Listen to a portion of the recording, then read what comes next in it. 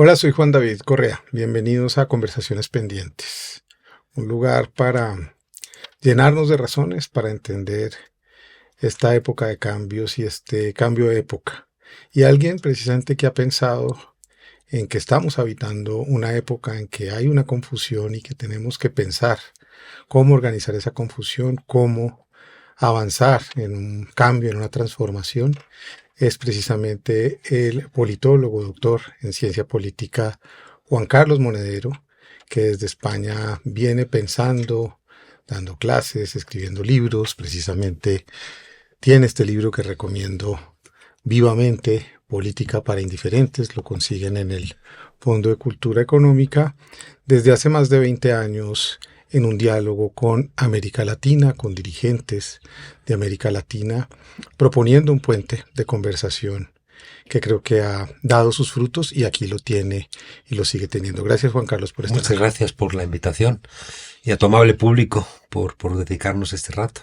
Bueno, pues te decía que este es un espacio para conversar, no es un espacio de entrevistas, es un espacio para pensar, para dudar, para tratar de que la gente entienda en qué momento estamos. Y tú has pensado el tema de que estamos viendo una nueva época, estamos en una época de mucha confusión, las emociones están exacerbadas, la gente no entiende cómo contar este relato fragmentario.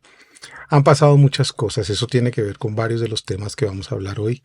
Por supuesto, con el neoliberalismo como el, La digamos, palabra trasfondo, mágica. el trasfondo de todo esto, pero ¿por qué no le cuentas a la gente qué es lo que tú ves en esta época de cambios y en este cambio de época tan complejo?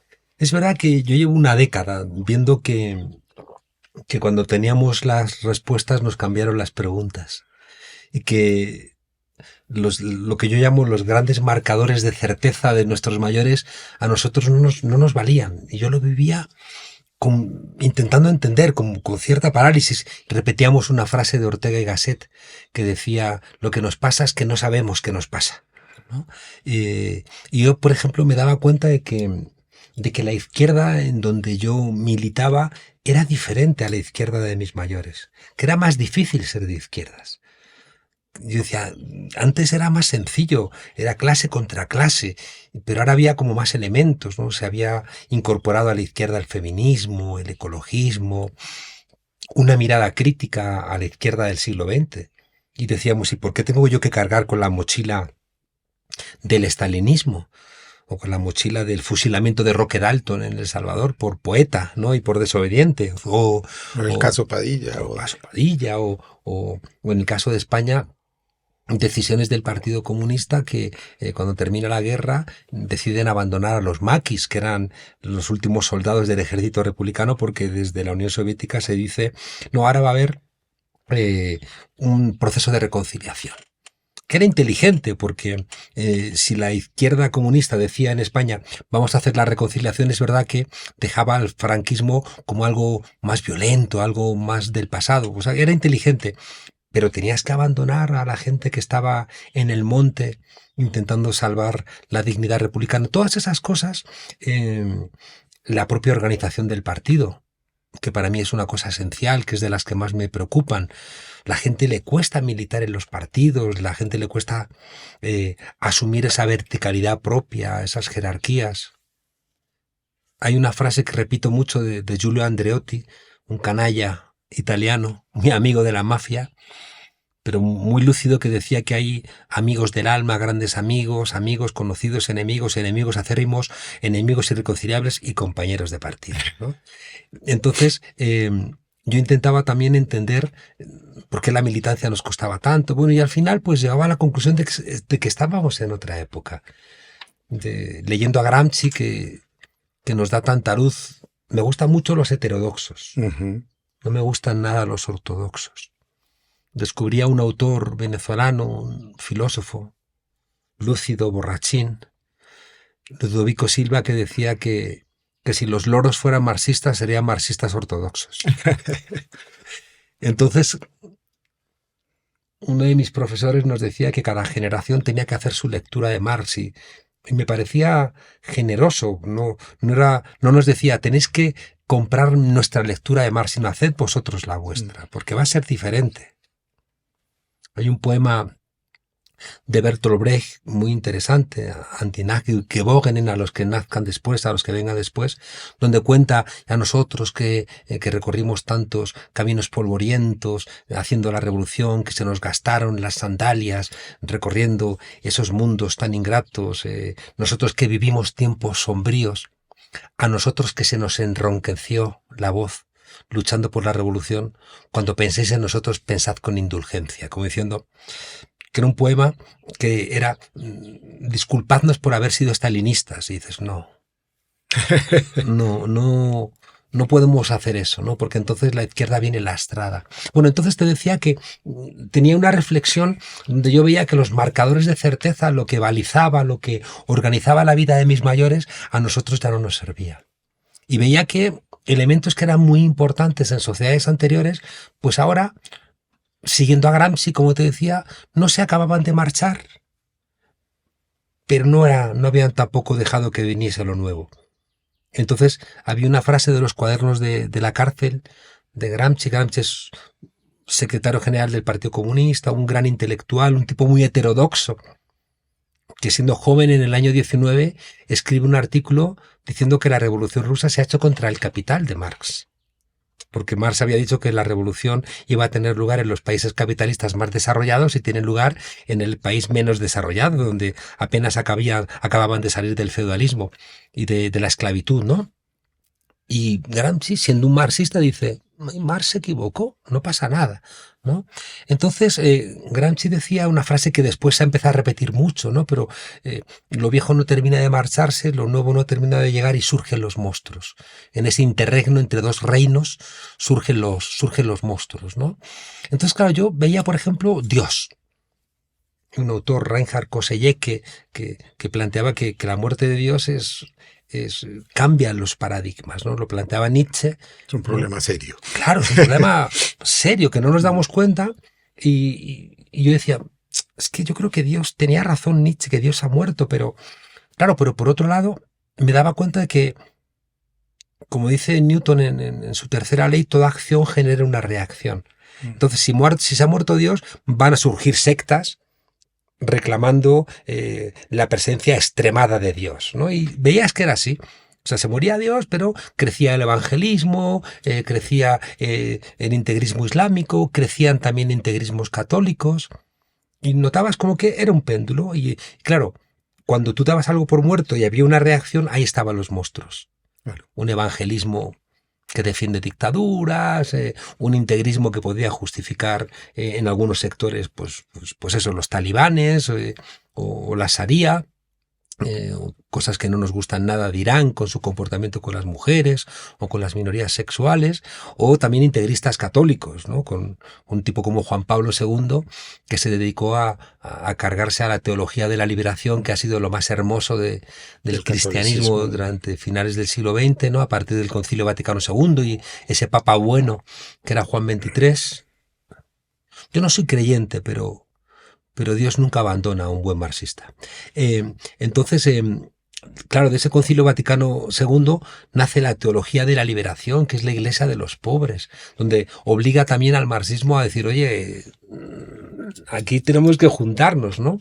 Algo que luego va a funcionar en América Latina con el cambio de siglo, con el Foro Social Mundial y con estos nuevos liderazgos políticos donde dicen, no, o sea, la revolución no la hace la clase obrera, aquí la hace el que puede, ¿no? Entonces aquí no hay clase obrera, sino que hay campesinos, pobres, vendedores informales, hasta militares. Entonces hay una pintada que vi yo una vez que decía, no sabía que era imposible, fue y lo hizo, ¿no?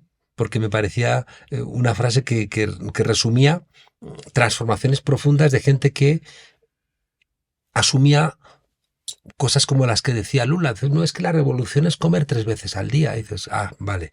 La revolución ya no es eso que plantean los teóricos. No. La revolución es que la gente coma 3 veces al día. Entonces te decía que la muerte de Dios, por ejemplo, para mí era un elemento claro, que Dios, por ejemplo, se había muerto en la economía. En Wall Street Dios no estaba por ningún lado. No estaba por ningún lado. Vas a ir, ve a Wall Street a decirle a los brokers, American Psycho. claro, es que es eso, ¿no? Sí, Es sí. el lobo de Wall Street. O sea, Mm. Dios ha desaparecido Mm. de cualquier lugar, ¿no? ¿Cree en Dios un tipo como Donald Trump? ¿O en qué Dios cree? O sea, los evangelistas que apoyan a Donald Trump, que son evangelistas integrales, apoyan a un tipo que es putero, ladrón, mentiroso, condenado. Mm. O sea, hay algo que falla, ¿no? ¿Qué iglesia es esa? Me recuerda algo que me volvió loco durante mucho tiempo porque no lo entendía, que era la Virgen de los Sicarios, ¿no? Sí, Decir, Fernando Vallejo. ¿cómo puedes pedir a la Virgen que te guíe la mano para matar a alguien si la Virgen o la Iglesia Católica es todo lo contrario, es el ecumenismo, todos somos hijos de Dios, ama a tu prójimo como a ti mismo? Entonces yo notaba ahí como que Dios, que había sido el gran organizador de nuestras sociedades, no funcionaba. La familia, que era otro gran organizador, pues la familia ya no es como la familia del siglo pasado, ¿no? Era otra cosa, ¿no? El trabajo. En Europa ahora mismo los trabajos no duran ya ni 6 meses. Fíjate que antes el trabajo era nuestra El proyecto. identidad, era estudiabas para lo que ibas a trabajar, a menudo trabajabas en lo que habían trabajado tus padres, era el horizonte también de tus hijos, y el trabajo hoy se ha convertido en una cosa un autor que nos gusta mucho, ¿no? Porque es muy fresco y es muy comprensible, que es Zygmunt Bauman, Ujú. o se convierte en líquido todo, ¿no? Entonces, claro, al final, la familia, el trabajo, las ideologías, se cae la Unión Soviética en el año 91. ¿Qué es ser de izquierdas? ¿No? ¿Qué es ser de izquierdas? Que te encontrabas con gente que a lo mejor decía que era de izquierdas porque tenía una concepción muy clara de clase, pero luego pegabas a tu pareja o desprecias a los inmigrantes y dices, no, tú no puedes ser de izquierdas. Entonces era todo, Más complejo de lo que... lo resumía Woody Allen, que decía: Dios ha muerto, Marx ha muerto, la historia ha muerto y yo me encuentro francamente mal, ¿no? Entonces, Solo queda Freud, entonces. sí, de alguna manera, ¿no? Bueno, o una necesidad de repensar las Mm. cosas, ¿no? Porque las preguntas importantes de la libertad, la igualdad y la fraternidad, como dice Santos, están intactas. Mm. Siguen siendo válidas. Nadie puede decir que no le interesa ni la libertad, ni la igualdad, ni la fraternidad, porque entonces estás fuera del mundo, eres un loco de esos de la extrema derecha que va a prenderle fuego al planeta, ¿no? Pero si las preguntas son correctas, las respuestas que tenemos que darles son diferentes. Y en ese sentido, ya te digo, yo llevo 10 años intentando entender, y el libro que hice del gobierno de las palabras era como un enfado mío con quienes nos querían engañar con palabras, con quienes nos decían que lo que luego recuperamos en el 15M, dicen, nos mean y dicen que llueve, ¿no? Y notaba que las palabras nos engañaban, todo nos engañaba, la palabra democracia nos engañaba. Yo decía, pero ¿cómo puede ser esto democracia?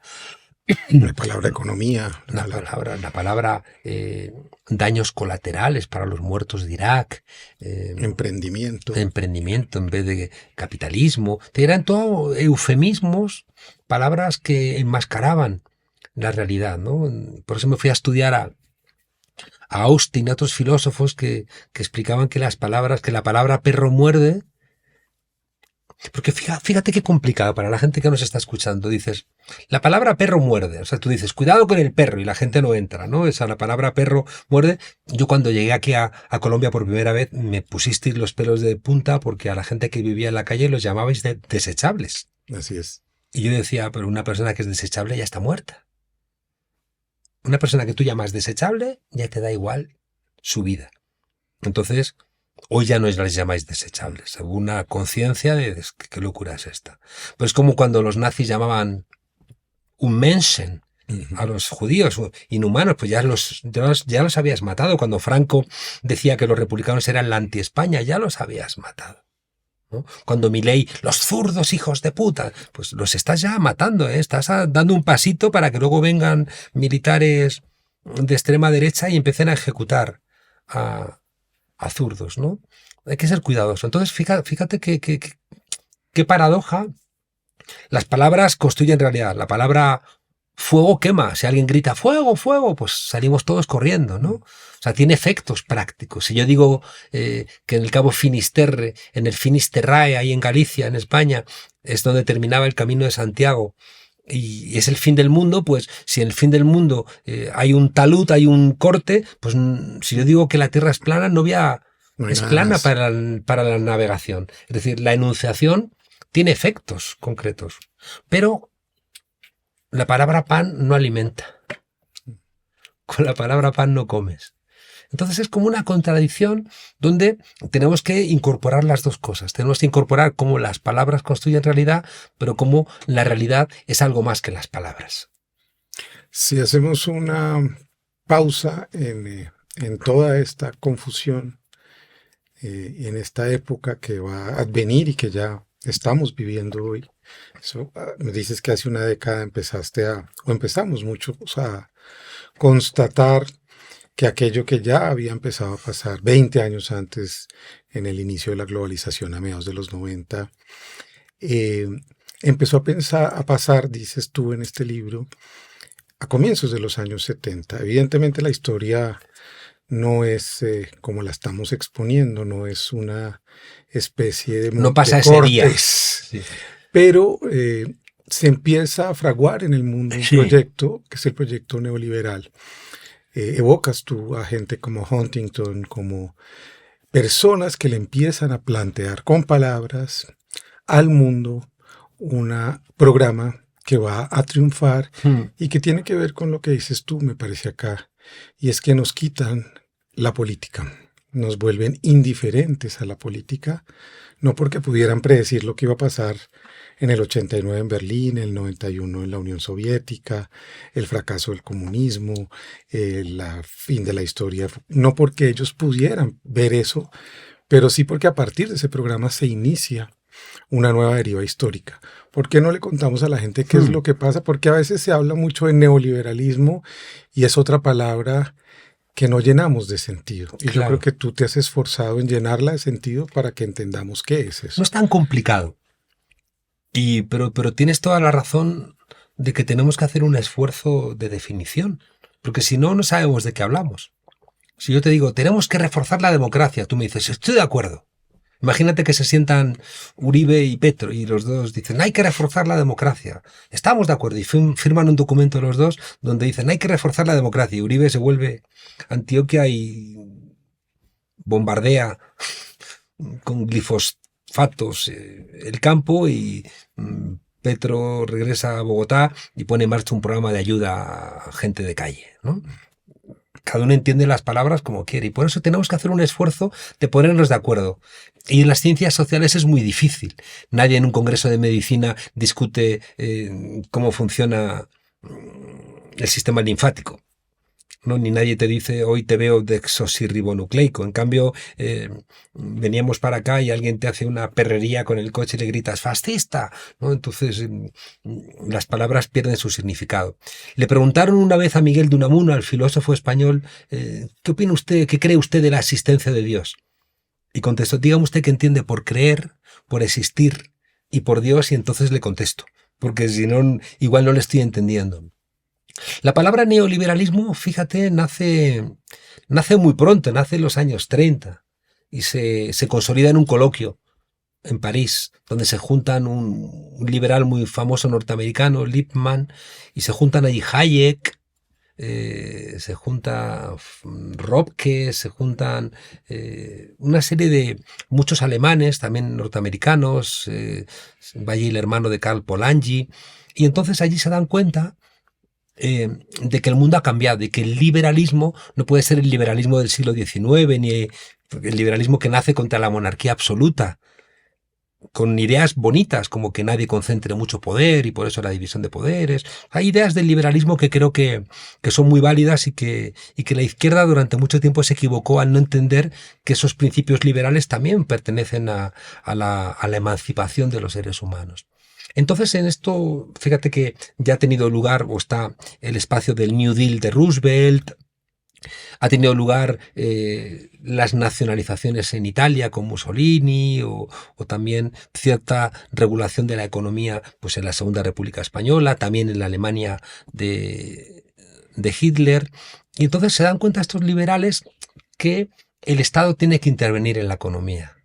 Entonces que el liberalismo hay que darle otra forma y lo llaman neoliberalismo. Pero fíjate que lo que llaman neoliberalismo en esa época es lo que luego va a incorporarse en nuestras constituciones como Estado social y democrático de derecho. Era que luego también Keynes va a plantearlo, es decir, que el Estado intervenga en la economía para que el capitalismo no se rompa.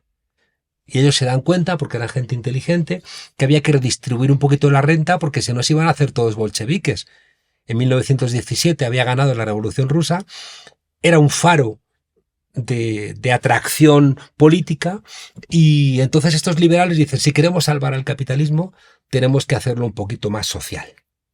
Y eso lo llaman neoliberalismo. En esa reunión de París está Hayek, Friedrich Hayek, que es el gran autor, ¿no?, uno de los autores de referencia, que en esa reunión pierde el debate.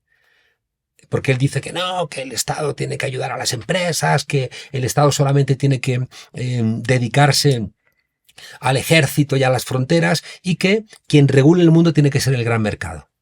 Entonces es un tipo como medio místico, Hayek, que no es tan listo, ¿sabes? Tú lees sus textos y dices, ¿y esto ha generado tanto, ¿no? A veces era más astuto su discípulo, Milton Friedman, ¿no? Era más sutil. Hayek a mí no me parece tan lúcido, ¿no? Pero él pierde el debate, pero después se pone en marcha el modelo keynesiano, que es el modelo de intervención del Estado en la economía, que en Europa son los estados sociales y aquí en América Latina son los estados desarrollistas. Es el Estado que interviene en la economía para paliar las desigualdades, para regular el sistema capitalista. Pero eso en el año 73 se rompe. En la guerra empiezan los paralelismos, ¿no? En la guerra de Yom Kippur, la guerra árabe-israelí, en venganza los países árabes suben 4 veces el precio del petróleo. Y ahí se rompe sube mucho la inflación, sube el desempleo y las recetas de la socialdemocracia ya no funcionan. Y entonces viene la venganza del neoliberalismo que había perdido en los años 30. Y ahí viene Hayek y viene sobre todo su discípulo Milton Friedman a poner orden. Y por eso planteo en el libro que el año 73 es un punto de inflexión. Es la guerra del Yom Kippur. El año 73 es el golpe de Estado contra Salvador Allende. ¿Por qué? Porque Salvador Allende, que vivía la crisis, dijo, vamos a salir no por la derecha, sino por la izquierda en la crisis. Entonces con el Frente Popular, con la Unidad Popular, intentan hacer un socialismo democrático, ¿no? Y entonces Nixon dice, esto es muy peligroso, porque cuando el socialismo no es democrático como el de la Unión Soviética podemos defendernos y hay mucha gente que no le gusta, pero un socialismo democrático igual le gusta a mucha gente. Y por eso plantean el golpe contra Salvador Allende. En el año 73 se crea la trilateral. La trilateral, bueno, el año 73 antes es muy importante, cuando está a punto de terminar la Segunda Guerra Mundial en el año 45, hay un gran acuerdo que se llama el acuerdo de Bretton Woods. Bretton Woods es una población que hay ahí en New Hampshire, en la frontera entre Estados Unidos y Canadá. Y ahí se ponen de acuerdo todos los países en una serie de reglas para no desembocar otra vez en la crisis del 29, ¿no?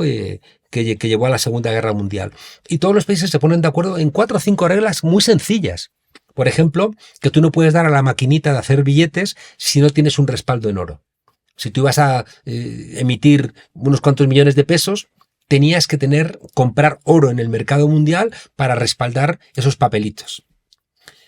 Todos los países se comprometieron a intervenir si variaba el precio del peso, si el peso se revalorizaba o se depreciaba, tenía que intervenir el Banco Central de Colombia para comprar o vender pesos para estabilizar el precio que se había marcado en Bretton Woods de un peso, tanto oro.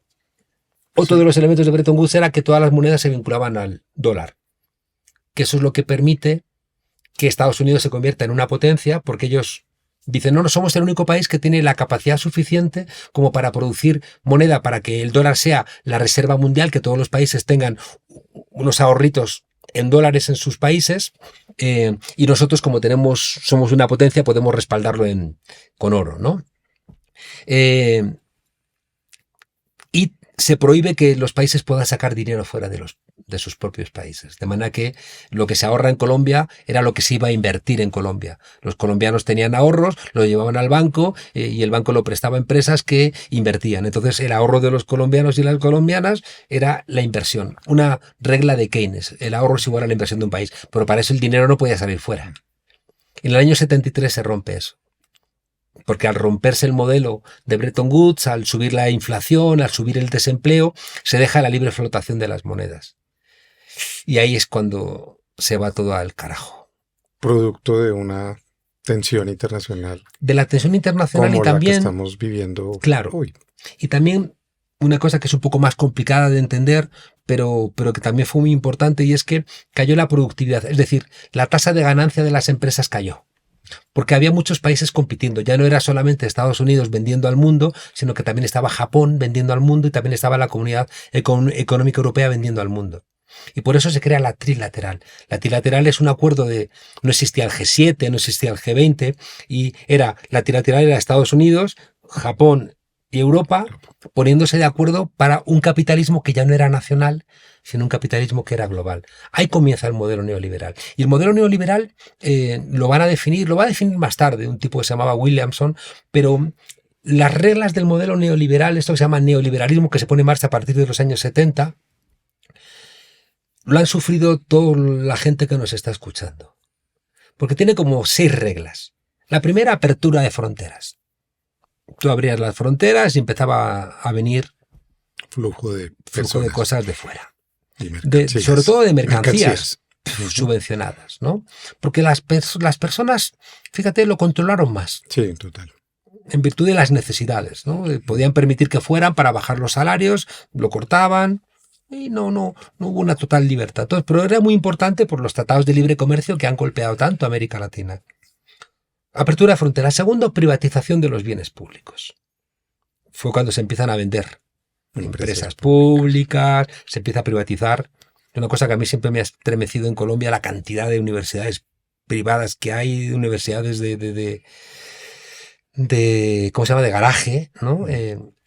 Hay como una lógica de que hay que privatizar todo. Tercero, había que desregular la economía, de manera que las empresas pudieran hacer y deshacer. En cuarto lugar, al tiempo que tú desregulabas Colombia, la re-regulabas internacionalmente, la vinculabas al Fondo Monetario Internacional, la vinculabas con reglas de las que ni Petro puede salirse, ¿no? Son reglas muy férreas, ¿no? Donde te vinculabas a la Organización Mundial del Comercio, te vinculabas al Fondo Monetario Internacional, al Banco de Pagos de Basilea, al CIADI. En quinto lugar, había un vaciamiento fiscal del país. Es decir, que Colombia dejó de ingresar dinero porque pagar impuestos, decían estos locos, pagar impuestos era como robar. Y entonces, claro, el Estado, si no tenía plata, pues no podías tener universidades públicas, no podías tener carreteras, no podías tapar baches, no podías mantener el ejército, etc. Y ahí es cuando se empiezan a legalizar los paraísos fiscales. Como decíamos antes, paraísos fiscales, no guaridas fiscales. Lo llamamos paraíso para usted. Claro. Pero para los seres humanos normales es guaridas donde están las alimañas para no pagar impuestos. Y lo último, Juan David, que es muy importante, porque es lo que menos se ve, el modelo neoliberal es un sentido común. Para allá iba, sí. Eso lo has dicho y eso es lo que quiero que desarrollemos, porque evidentemente la gente escucha desde lo político, desde lo económico, todas estas decisiones globales, y a veces siente que no tiene que ver con su vida, digamos, que son discusiones que no logra incorporar, entender. Y sin embargo, sabemos, y creo que es lo que quiero conversar contigo en este momento, es que el neoliberalismo se convierte en ese sentido común, y para eso es definitivo la lectura. Por eso yo creo que estamos volviendo, o se volvió a leer a Gramsci, porque es un sentido común que se transmite a través de lo cultural. Claro. Fíjate que el otro día, hace un par de días, tomaba un café con una amiga colombiana y estaba contenta con su hijo porque su hijo había estudiado relaciones internacionales y y ciencias políticas, y bueno, pues tenía como... Pero su hija quería estudiar artes. Estaba destrozada. Y estaba la madre diciendo, ay, mi hija, ¿no? O sea, creo que eso es un ejemplo claro de esto, ¿no? Porque, claro, uno de los elementos de ese sentido común es que todo se ha convertido en una mercancía. Y no nos damos cuenta. Los que somos más mayores nos damos cuenta de que hay cosas, ¿no? Que están más mercantilizadas que antes. Hoy la pregunta es, ¿qué no es una mercancía? Es una mercancía comer, beber, vestir, estudiar, el ocio, el sexo, la amistad. O sea, decía Jameson una frase que se repite mucho: es más fácil imaginar el fin del mundo que el fin del capitalismo. Porque claro, dices, es que todos son mercancías. Nos hemos levantado esta mañana y desde que nos hemos levantado estamos operando con el mercado, estamos consumiendo. Nos hemos duchado, hemos tomado el café, o sea, todo lo que hemos hecho, ¿no? O no todo, o casi todo, o una buena parte de lo que hemos hecho han sido relaciones mercantiles.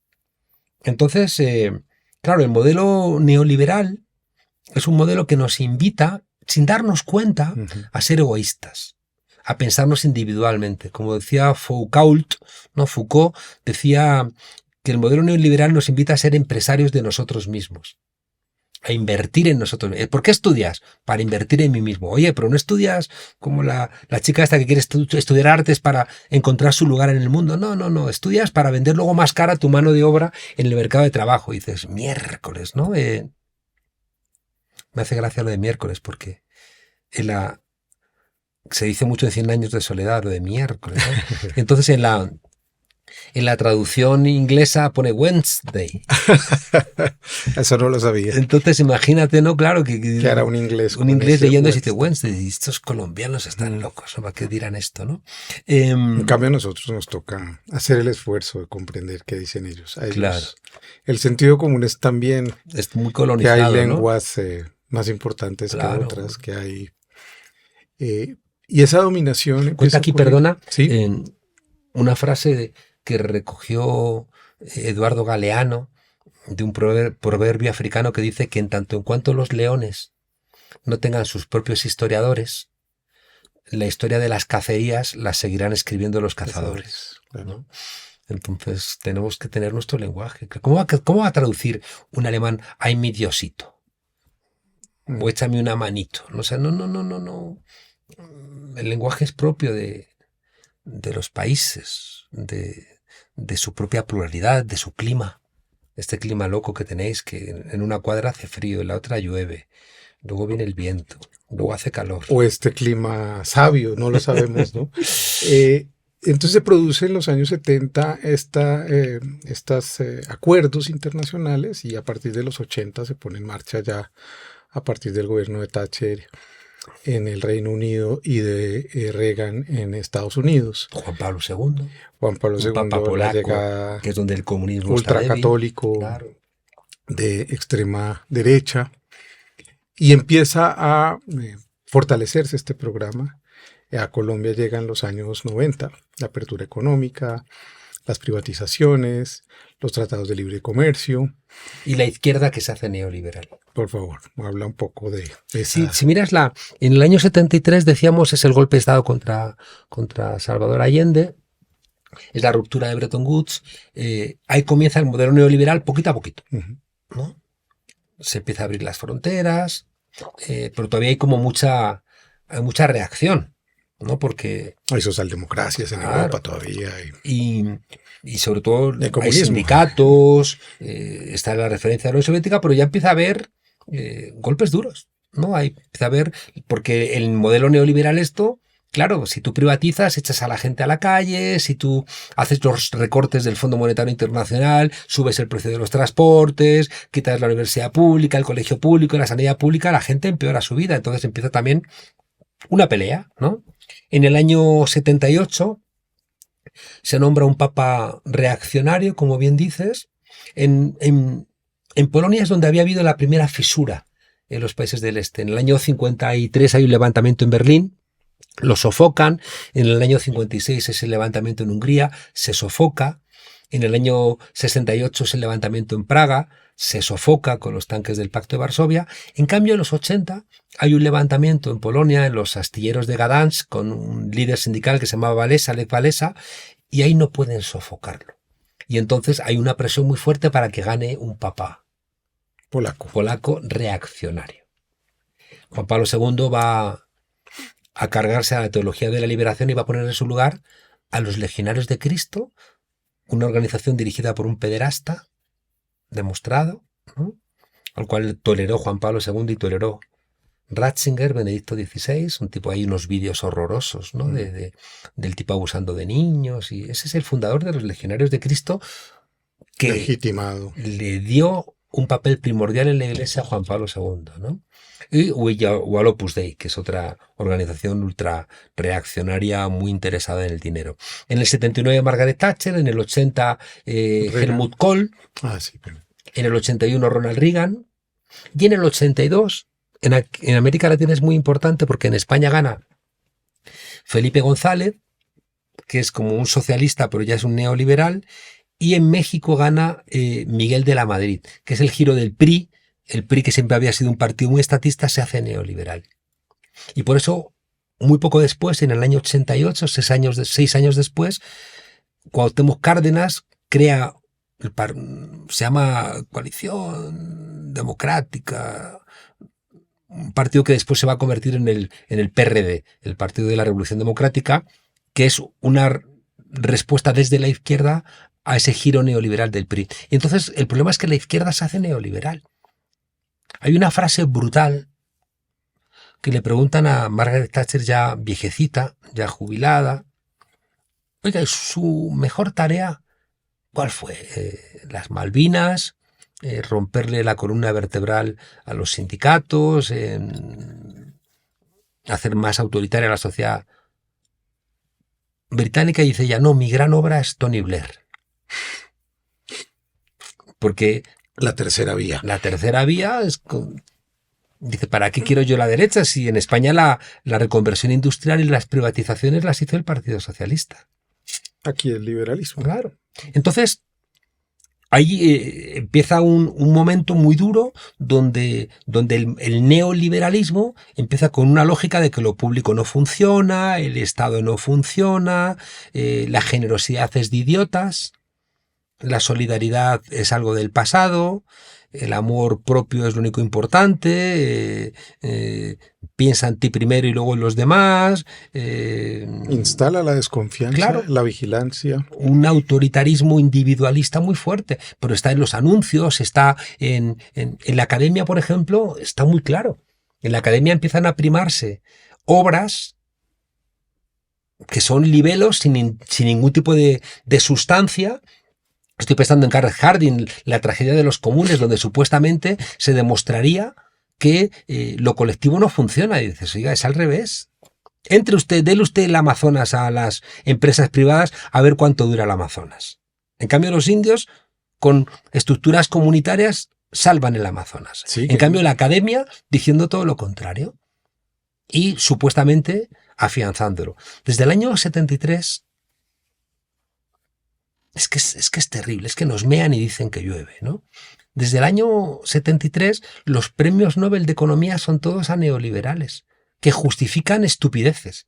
En el año 74 se lo dan el premio Nobel a Milton Friedman, que es a quien Pinochet llama a los economistas chilenos que están en Chicago estudiando con Milton Friedman para que hagan los Chicago Boys. La economía chilena, la privatización de toda la vida. Hoy los chilenos que han estudiado están endeudados, no había pensiones, era ese supuesto paraíso del neoliberalismo, era una cárcel para millones de chilenos y de chilenas. Entonces, todos los malditos años le daban, el 76 creo que se lo dan a Hayek, entonces le daban los premios Nobel a gente que decía estupideces: abra las fronteras y exportará más. ¿Qué? Baje los impuestos a los ricos y recaudará más dinero. ¿Qué? Desregule la economía y crecerá el PIB. ¿Qué? Y todo se regulará solo. ¿No? Y entonces, claro, son premios Nobel que se estaban dando a estupideces, a famosos, no, yo le escribí en una servilleta, ¿no? Esas cosas que, genialidades que la idea esa de que crezca la riqueza de los ricos, porque con las migajas que caigan de la mesa Se redistribuirá. se redistribuirá. Y dices, oiga, no, los ricos son más ricos y los pobres son más pobres y más. Eso es mentira. Pero ahí estaba su premio Nobel. Y de repente, ¿y sabes que ayudó mucho ahí el Reader Digest? Ujú. ¿No? Porque de repente, Las selecciones que se claro, llaman a acá. las elecciones que se llaman acá, ¿no? Por ejemplo, editaron millones de versiones reducidas de los libros de Hayek, por ejemplo, o de los libros de Friedman.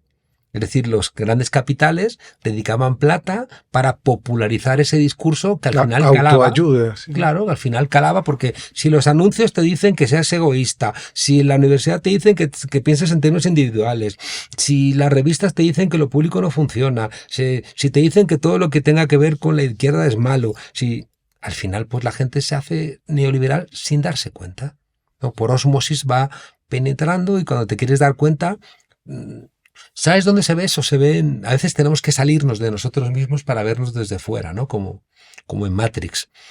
Esto se ve, por ejemplo, en el cine.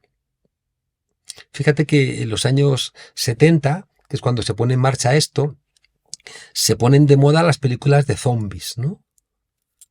Una muy famosa, que es una película de zombies que tiene lugar en un supermercado, en un centro comercial, ¿no?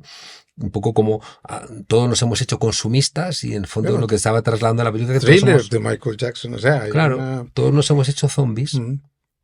Y fíjate como cuando ya se interioriza, que me parece que es terrible, de repente se ponen de moda películas que nos ayudan a entender nuestra realidad. Una es El Club de la Lucha, donde en el fondo sabes que es una película donde parece que estás peleando con otros, pero en el fondo estás peleando contra ti mismo. Es decir, que en este desprecio a los demás, en el fondo el ser humano se queda solo. ¿Sabes cuál es la principal enfermedad en Europa?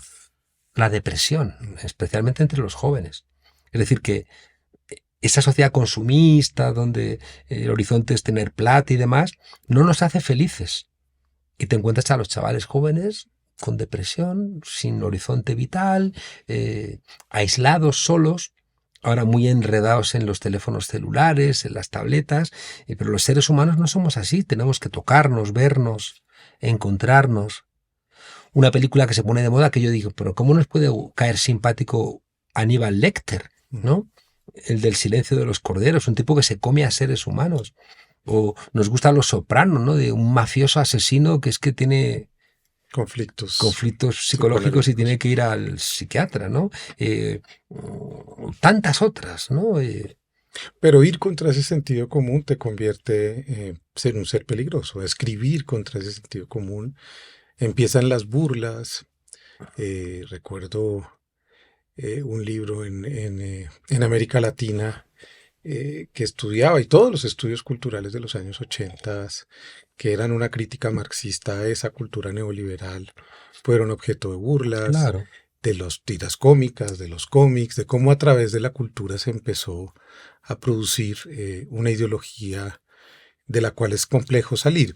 Antes de imaginar cuáles son las salidas, que creo que las estamos imaginando hoy, me interesa saber qué pasa en el 2008 con esa crisis, porque creo que tiene que ver con Bretton Woods, con todo lo que estamos Claro. hablando, y cuál es la decisión que toma el mundo ya de proteger al sistema financiero Muy y interesante lo que eso, va sí. a posibilitar, si se quiere, para que quizás el capitalismo mute hacia algo que he dicho ya varias veces en el programa, que es lo que menciona Varoufakis como el tecnofeudalismo. Es decir, ya no estamos en el tiempo de la mercancía, sino en el tiempo de la ilusión y vivimos es mediados por unas plataformas para las cuales trabajamos y producimos. Pero en el 2008, ¿qué es lo que pasa? Que esto vuelve y se reorganiza, digamos, como que se extrema este programa. Hay una frase muy brillante de Boaventura de Sousa Santos que dice que durante el siglo XX el mundo es el mundo que nos hace ser obedientes gracias al trabajo. A finales del siglo XX es gracias al consumo y ahora es gracias al deseo de consumo, ¿no? Pues ahí el mundo del trabajo, que es el mundo del siglo XX, de los partidos de masas, de las sociedades del bienestar, del desarrollismo, del incremento de las clases medias. Luego es el consumo, ¿no? Donde el referente es esa sociedad de clases medias que ya que son clases medias lo que quieren es consumir más, y ahora lo que vives es del deseo de consumir más, ¿no? Que genera tantos problemas, porque la gente aspiracionalmente, en Europa nadie se considera clase obrera, nadie. Parece que es un insulto ser de clase obrera, ¿no? Todos son clase media, y dices, ¿pues clase media? Te hacen así. Si no llega usted a fin de mes, ¿no? O sea, y vive apretadito, ¿no? Pero hay como los viajes low cost o los outlets o el mundo de las rebajas te hace pensar que también tienes un Derecho. cierto nivel de consumo y entonces dices, sí, yo soy clase media, yo no, ¿cómo voy a ser? ¿No? Entonces hay una confusión en lo que es ser trabajador, trabajadora, ¿no? Eso no va. Entonces, fíjate, tienes razón en que hay como una depresión de la izquierda en el 73 cuando se hunde Bretton Woods, cuando esto no lo cuento en el libro, hay un texto que se va a generar cuando se crea la trilateral, que os decía que es que cuando el capitalismo deja de ser nacional y se va a hacer global, hace falta alguien que ponga orden en ese capitalismo global y es la trilateral, que lo pone en marcha el Chase Manhattan Bank, David Rockefeller. Y le piden un libro, como en los chistes, a un japonés, a un francés y a un norteamericano, ¿no? Y a un norteamericano que es muy importante, que es el tipo yo creo que ha marcado toda la política exterior norteamericana desde la guerra de Vietnam, que es Samuel Huntington. Que sabes que su discípulo es Fukuyama, ¿no? El que luego va a hacer ese libro del fin de la historia, que es un libro tan paradigmático, tan inteligente y tan tramposo, ¿no? Porque no se acaba la historia ni por asomo.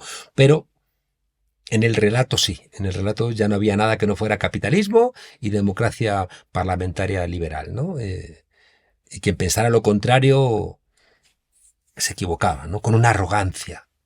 Porque claro, cuando derrotan a la izquierda, hay una arrogancia de este modelo neoliberal. Es la película que decíamos antes del Lobo de Wall Street y la película esa de Oliver Stone, ¿no? de Wall Street, también son arrogantes, ¿no? Hemos ganado. Es la venganza que dice Marco Deramo de los neoliberales, porque en el año 45 tuvieron que redistribuir la renta, claro, porque si no se hacía todo el mundo de izquierdas y bolchevique, pero en los 70 dice, ahora viene nuestra venganza. Hay una frase muy famosa en España, había una discusión sobre el desempleo, ¿no? Y entonces en la tribuna un diputado socialista estaba diciendo, pero es que si se quita esto, los parados se quedan desasistidos. Y una diputada del Partido Popular gritó, que se jodan, ¿no? Que es como una expresión terrible, ¿no? Que estudien vagos, dijo, ¿no? Aquí que se jodan, ¿no? Y el problema, ¿sabes cuál es ahora? Que después de 2008, mucha gente grita, jodámonos. Hay como una interiorización y esto hay que entenderlo, ¿no? Decía que hay se cae en el año 73 el modelo de Bretton Woods, sube la inflación, sube el desempleo y vienen los neoliberales y dicen, nosotros vamos a solventar todo esto. Arreglar. Apártense izquierdistas que vamos a solventar nosotros el problema. Y más o menos, bueno, pues solventan el problema de la inflación al vender tantos bienes públicos, es decir, es pan para hoy y hambre para mañana. Pero el pan para hoy a algunos les funciona, ¿no? Bueno. Pero en 2008 se va todo al carajo. Con la crisis de Lehman Brothers, el modelo neoliberal se demuestra que no funciona y entonces empiezan a haber críticas.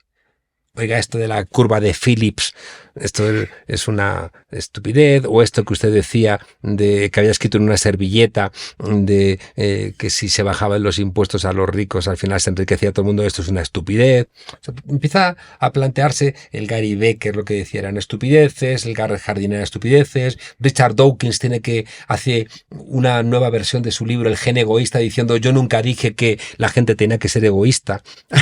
¿No? Hay como toda una crítica al modelo neoliberal. ¿Y qué hacen los neoliberales?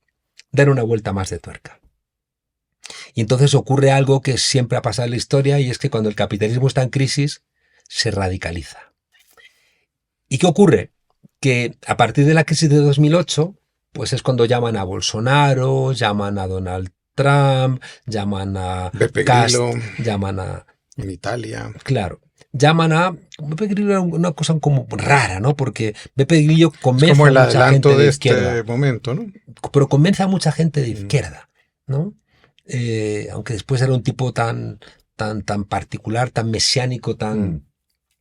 que llevó ese movimiento, que era un movimiento enorme en Italia, pues lo llevó a la nada, ¿no? Porque él lo quería dirigir todo desde fuera. Pero bueno, en cualquier caso sí que es verdad que hay una respuesta de radicalización. Y hay algo que es muy sutil. Y es que esta radicalización del modelo neoliberal, es decir, esto más de la misma medicina que nos estaba matando, desemboca en el nihilismo, dice Wendy Brown. ¿Y qué significa esto? Significa que los neoliberales, que de repente se ven asediados porque sus modelos no funcionan, dicen, ¿qué coño? Más de lo mismo, ¿no? Da igual todo. Y claro, como veníamos de 50 años de debilitar la fibra moral comunitaria, solidaria, entonces es muy fácil que la crisis saliera por la extrema derecha. Y es cuando de repente te va a salir un Donald Trump diciendo, primero nosotros, America First, los inmigrantes fuera, los izquierdistas fuera, los sindicatos. Entonces hay un discurso con el control de los medios de comunicación que intenta crear un nuevo sentido común de sálvese quien pueda. Si volvemos otra vez a las películas, es Mad Max. No hay nada que hacer. O sea, sálvese quien pueda, ¿no? Entonces, estamos en un momento en donde hay una parte de la ciudadanía que escucha ese canto de sirenas destructor de sálvese quien pueda, es la motosierra. Una motosierra en Como América un Latina símbolo, sí. es un símbolo de lo peor. Mm. O sea, la motosierra, cuando tú la esgrimes fuera de un contexto de un bosque, el contexto es el de los paracos cortando cuerpos con... Pero acuérdate que es el símbolo de una película, ya que nombras el Sí, cine, sí. que es Masacre en Texas, Claro. que es Claro. paradigmática. Es como si la cultura se adelantara con esos símbolos y Siempre. los pusiera Sí, ahí siempre, a disposición siempre. de alguien que los va a Pero recoger. dices, qué locura, ¿no? Que uno haga política con una motosierra. Es como, está usted loco, ¿no?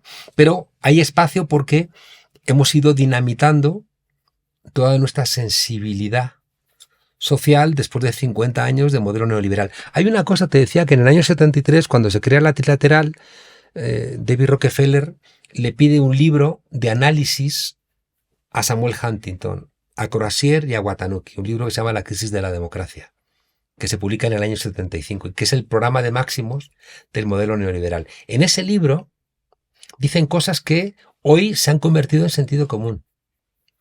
En ese libro dicen que hay que evitar el exceso de democracia. En ese libro se dice que el Estado no tiene que estar suministrando bienes públicos, que tiene que ser el mercado el que los administre. En ese libro se dice que tiene que ser la última vez que dos periodistas tuman al presidente de los Estados Unidos, como ocurrió en el Watergate. En ese libro se dice que tiene que ser la última vez que los medios de comunicación predisponen a la ciudadanía en contra del gobierno en una guerra como la de Vietnam. En ese libro se dice que los partidos políticos tienen que ser financiados no por los militantes, porque entonces se radicalizan, sino que tienen que ser financiados por el Estado o por empresas privadas. Los políticos se vuelven empresarios. Los partidos tienen que ser dirigidos por los liderazgos y no por las bases. Es decir, ahí hay un programa de máximos del modelo neoliberal que es donde estamos hoy en día. Y por eso es muy importante, si uno mira los gobiernos de izquierda o gobiernos progresistas, ¿no? Porque ya no izquierda-derecha como que se ha complejizado, no sabemos muy bien siempre qué significa, ¿no? Pero los gobiernos progresistas o los gobiernos que cuidan a los de abajo, todos, estoy pensando en el caso de López Obrador, en el caso de Petro, en el caso de Mélenchon, en Francia, en España yo lo intenté en Podemos, pero con cierta soledad. Un esfuerzo muy importante de construir un sentido común diferente. De eso se trata. En México, lo que llamó López Obrador el humanismo mexicano, donde él iba a buscar a la historia desde Benito Juárez o antes, desde el México prehispánico, una manera de organizarse y una desobediencia que llegaba hasta la cuarta transformación que él inauguró.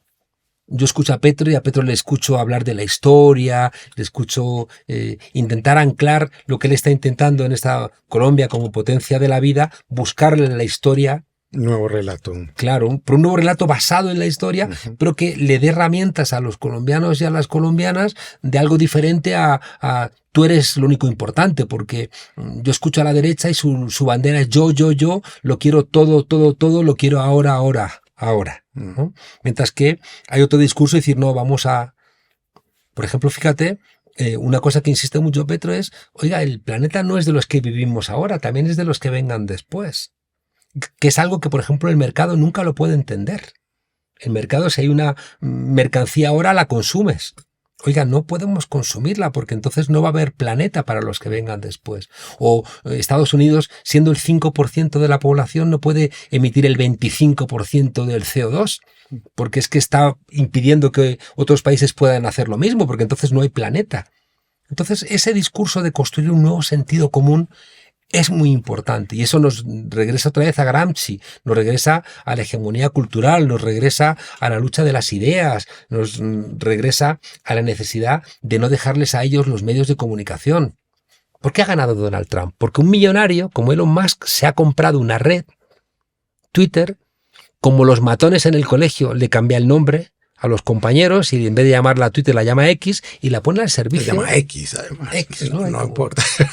Claro, son los caprichos. Es de frente, ¿no? Claro, los caprichos no tiene nombre. De los matones, ¿no? Del colegio. Tú te vas a llamar nadie. Tú te vas a llamar... Entonces, claro, ¿qué están haciendo esta gente? Controlando los medios de comunicación. Apenas ahora nos estamos dando cuenta de cómo nos han controlado las redes sociales. ¿Cómo es posible que en nuestras democracias le hayamos entregado a 5 o 6 personas prácticamente el 90% de nuestras comunicaciones? ¿Cómo es posible que Mark Zuckerberg, Jeff Bezos, Elon Musk controlen las redes sociales? Por debajo hay unos ataques de los cuales tú fuiste y has sido víctima, y la mayoría de las personas que han intentado una emancipación pública, social, de discutir estos temas, solo por eso, solo por osar discutir, claro, te persiguen. Que es un tema de, digamos, de introducir también las emociones, el prestigio, es decir, formas de control, vigilancia exacerbadas, de inventar relatos personales, de personalizar la política para no dejar ver que este espacio de lo colectivo es lo que importa en tanto humanidad. ¿Cuál es el peligro de eso? ¿Qué es lo que le ha pasado también a los progresismos y a la izquierda frente a esas comunicaciones? ¿Y cómo ves tú el futuro de esa unidad que se está buscando en el país? Pero esa unidad que yo creo que tiene que trascender sobre todo a los países y tiene que abrazar a la humanidad. Claro. Mira, en España siempre ha habido 2 grandes partidos, el Partido Socialista y el Partido Popular, que los dos eran sistémicos. Los dos representaban que uno era la izquierda y el otro era la derecha, pero los dos apoyaban a la monarquía, apoyan a la OTAN, apoyan al sistema capitalista, apoyan a la condición mercantil de la Unión Europea. Comparten programas. Más cosas que las que les diferencian. En Colombia los llamaba un escritor el Partido Hermafrodita Colombiano. Claro. Que eran los 2 partidos. Eran... En España hay una pequeña diferencia, y es que como la derecha es franquista, al Partido Socialista le bastaba no ser franquista, le bastaba decir que no era franquista para ya diferenciarse. Digo decir porque Felipe González nunca exhumó a las víctimas del franquismo.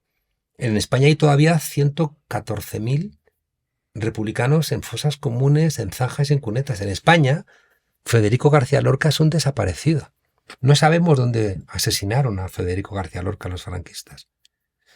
Un ministro de Franco que firmó sentencias de muerte es el fundador del Partido Popular en España, en mi país, en España.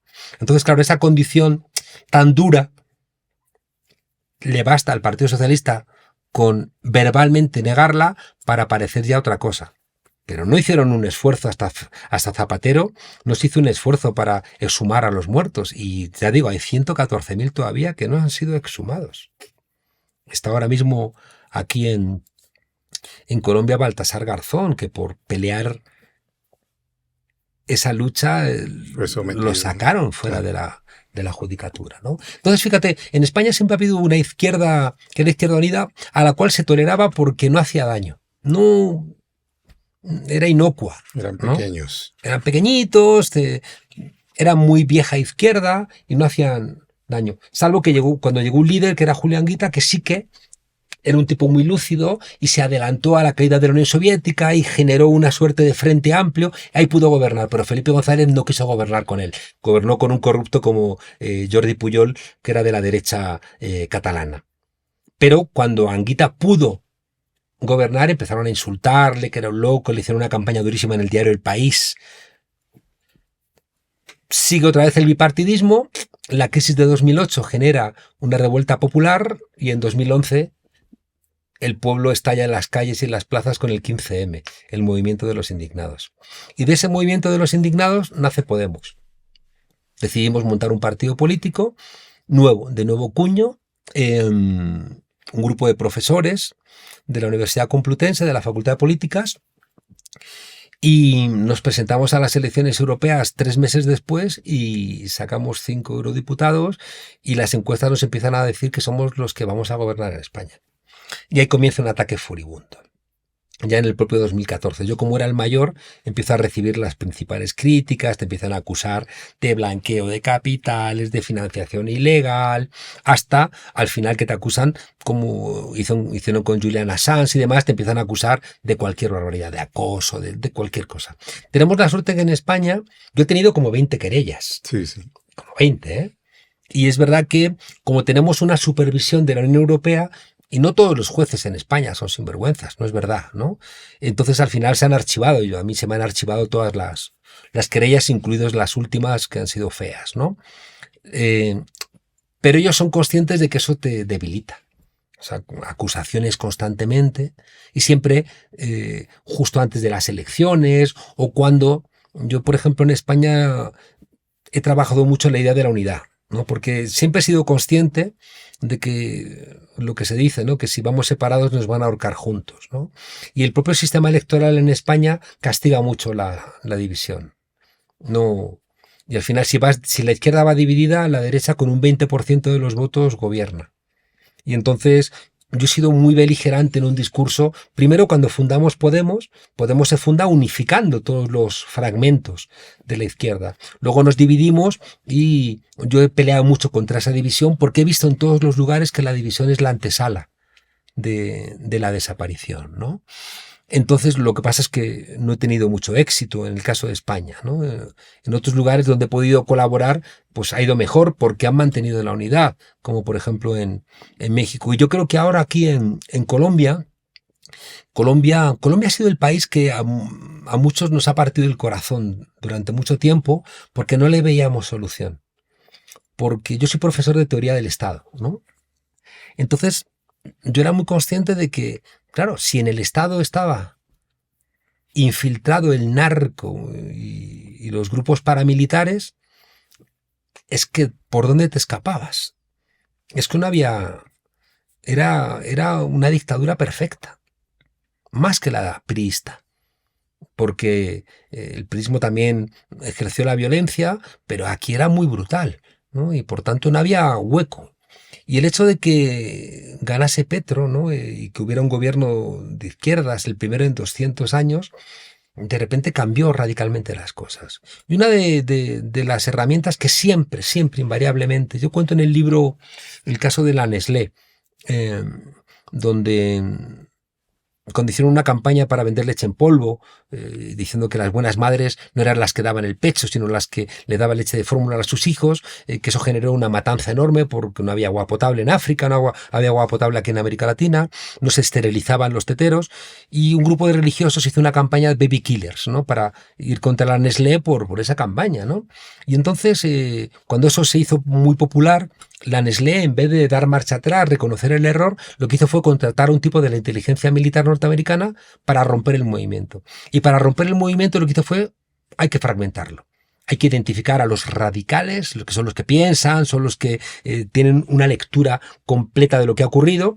Hay que identificarles y aislarles. Hay que identificar a los idealistas, que son gente que tiene buen corazón, y esa gente hay que confundirla o incluso radicalizarla para que también rompan con los radicales originales.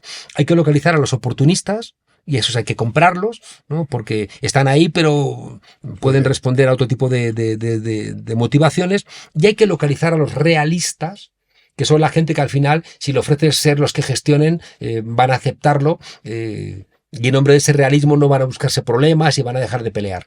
Entonces sí, pactamos con los realistas, confundimos a los idealistas, compramos a los oportunistas y aislamos a los radicales, se acabó el movimiento, ¿no? Entonces, siempre que ha emergido una izquierda, la han intentado romper en todos sitios. Y mi experiencia es que el fracaso de la izquierda siempre ha venido antecedido por un fracaso de la formación política que sostenía el gobierno de cambio.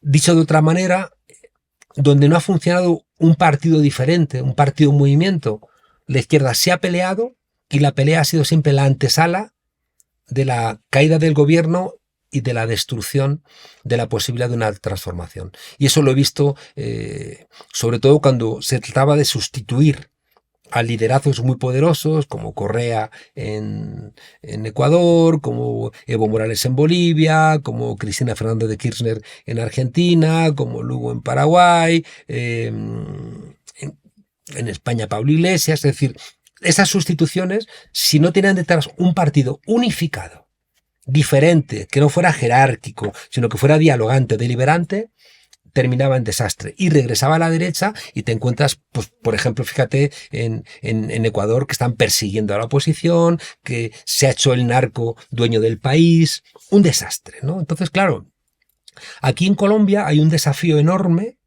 que estoy muy sorprendido porque creo que va muy bien con la construcción del pacto histórico, una cosa forzada por la ley, que no permite presentarse otra vez, ¿no?, a los partidos que iban en coalición y sacaron más del 15%, y que me recuerda, por ejemplo, en España, como cuando Bildu, el partido que es ahora mismo el partido que va a ganar casi seguro las elecciones en el País Vasco, tuvo que renovarse porque la ley de partidos impidió que los que habían estado antes vinculados a Batasuna pudieran presentarse. Entonces tuvieron que inventarse nueva gente, buscar a nuevos liderazgos, juntarse con otros partidos, y gracias a esa obligación, a la fuerza Orcan, tuvieron que inventarse. Bueno, pues creo que el pacto histórico, pues si no hubiera tenido esa obligación, seguramente no se hubiera hecho, pero esa obligación ha hecho que todo el mundo sea muy juicioso y muy sensato, y se esté construyendo un partido que pueda continuar la tarea de transformación, que permita unificar todos los fragmentos, que permita un frente amplio, que siempre, como me dijo Pepe Mujica una vez, va a ser más amplio que frente, ¿no?, donde tiene que haber diferentes sensibilidades, pero que todas compartan la necesidad de que Colombia no frene su desarrollo democrático. O sea, así es sencillo. entonces, claro, yo lo que veo ahora es un debate fresco. Hay una frase de un profesor mío que siempre me pareció muy brillante y que tiene que ver con algo que has dicho tú antes. Y es que las revoluciones no son... La Revolución Francesa no es la toma de la Bastilla, la Revolución Rusa no es los cañonazos de la Aurora en San Petersburgo. Él decía que la revolución siempre es una gran conversación. Una revolución es como un gran debate, ¿no? Entonces, aquí habéis tenido un gran debate que también se expresó en términos populares, ¿no?, con el estallido social. Es decir, hay una generación que se ha atrevido a pensar. Hay una generación que no la han asesinado y que cree que tiene derecho a una Colombia pacífica y democrática. Y yo creo que los partidos que están integrando el pacto histórico están dando respuesta a esa nueva demanda social. Y por tanto van a construir un frente amplio, con un gran debate, con una gran discusión. Yo creo que es esencial. Miremos lo que han hecho bien en otros países. Creo que un elemento crucial del pacto histórico va a ser que dedique una buena parte de sus recursos y sus energías a la formación política y que entren en una discusión de hacia dónde quiere ir Colombia y que el pacto histórico se parezca a Colombia. Esa es como una obligación. ¿Qué formación política se va a parecer al país? Pues solamente puede hacerlo la que venga de un movimiento social. Porque hay un error en la política que es no entender que primero es el movimiento social y luego es el partido. Hay gente que cree que primero es el partido y después, como al flautista de Hamelin, le va a seguir el movimiento social. No es así nunca. Entonces, creo que el pacto histórico y lo que representa Petro viene de una movilización popular. Viene de unas ganas de democracia, de unas ganas de paz. No siempre viene explicada, pero que está ahí latente. Entonces yo creo que el pacto histórico tiene que continuar esa gran conversación. Y esa gran conversación la va a poder continuar haciendo formación por todo el país. Llevando el ideario del pacto histórico, llevando el ideario de una fuerza múltiple, de una fuerza dialogante, de una fuerza heterodoxa, superadora del modelo neoliberal, feminista, ecologista, atenta a los mayores y también a los jóvenes. Una fuerza muy propia del siglo XXI, de la realidad cuántica, que somos una cosa y la contraria. No somos los partidos rígidos del siglo XX. A veces hay que ser más consumistas, otras veces hay que ser más ecologistas, a veces somos más feministas, a veces seremos más masculinos, a veces seremos más locales, a veces seremos más globales, a veces seremos más objetivos, a veces seremos más subjetivos. Es decir, hay que lidiar con la paradoja. Inyectarle dialéctica, ¿no? Total. Y ahí es donde tú planteabas, creo que me has corregido muy bien, que yo digo, no, el tiempo está loco, y tú dices, o a lo mejor es sabio, ¿no? Porque a lo mejor no habría este jardín tan hermoso si no tuvierais este tiempo que para mí como europeo es loco, ¿no? Que tenemos las 4 estaciones bien ordenaditas, ¿no? Y que ahora por el calentamiento global se nos están cambiando las estaciones y por eso las llamamos locas. Pero aquí habéis tenido siempre la locura y a lo mejor es verdad, hay que interpretarla como que estáis más adecuados para este siglo XXI que, por ejemplo, que los europeos, que somos más rígidos, ¿no? Y por eso también, fíjate, yo le tengo mucha ley a América Latina porque creo que en este mundo de cambio donde lo viejo no termina de marcharse y lo nuevo no termina de llegar, alguien tiene que llevar al nuevo mundo lo mejor del mundo viejo. ¿Quién va a llevar? Porque en el mundo nuevo hay cosas positivas, en los BRICS hay cosas muy positivas.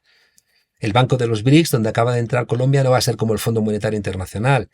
Hay un respeto en los BRICS a otras culturas, no hay una voluntad tan avasalladora como la que ha tenido Europa o Estados Unidos. Hay cosas positivas, pero hay cosas positivas en el viejo mundo. Y las tenemos los europeos, pero los europeos no tenemos legitimidad para llevarla a ningún lado, sobre todo porque estamos apostando por la guerra y por la OTAN y contra los inmigrantes, ¿no? Yo creo que... Y la tienen nuestros pueblos ancestrales. En cambio, vosotros lo tenéis, porque habéis hecho una mezcla muy virtuosa de los valores hermosos de la Ilustración, de la libertad, de la fraternidad, de la igualdad, con una sabiduría de los pueblos ancestrales, ¿no? De lo comunitario, de la defensa de la naturaleza. Creo que América Latina ahora mismo es un lugar muy virtuoso.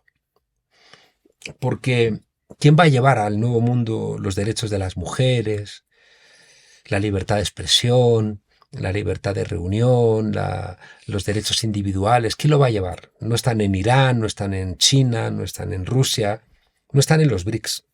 Están en Brasil, están en Colombia, están en Chile, están en Argentina, están en Venezuela, están en México. Y eso, fíjate, nos lleva también a otro lugar que para mí es muy determinante en el libro, y es que pese a todas las dificultades de toda esta fragmentación, tenemos que volver a encontrar elementos de unificación. Antes sabíamos cuáles eran nuestros aliados, y ahora la izquierda no lo sabe, la derecha sí. La derecha no se equivoca nunca. Sabe que su aliado en Brasil es Bolsonaro, lo tiene súper claro. En cambio, cuando encarcelan por el lawfare a Lula, mucha gente de la izquierda dice, sí, es que habrá hecho algo. Algo habrá hecho. No estaría recogiendo café. Claro. Es el tiempo de recuperar el internacionalismo. Y un nuevo sentido común, un sentido comunitario, un sentido colectivo, un sentido que nos ponga en diálogo con otras y con otros, como lo has dicho tú. Yo quiero agradecerte a ustedes, por supuesto. Quiero recomendarles este libro, Política para Indiferentes. Creo que da en el blanco esta suerte de huella digital que hay ahí, es que tenemos que perder la indiferencia con la política, tenemos que recuperar la posibilidad de un debate y de una conversación pública, como lo ha dicho Juan Carlos Monedero, a quien agradezco por estar aquí esta mañana y espero que siga avivando los debates de la Seguro, unidad y de la izquierda en Colombia. seguro la frase de Elie Wiesel de que lo contrario del amor no es el odio, de que lo contrario del amor es la indiferencia, creo que tenemos que interiorizarlo. Así que gracias a ti por el esfuerzo de abrir este espacio, ¿no? Para un pensamiento libre y plural. Así que gracias a ti. Y a ustedes gracias. Recuerden que todos los miércoles a las 7 de la noche y todos los domingos a las 7 de la mañana una nueva conversación pendiente. No para tener la razón, sino para llenarnos de razones. Nos vemos la próxima.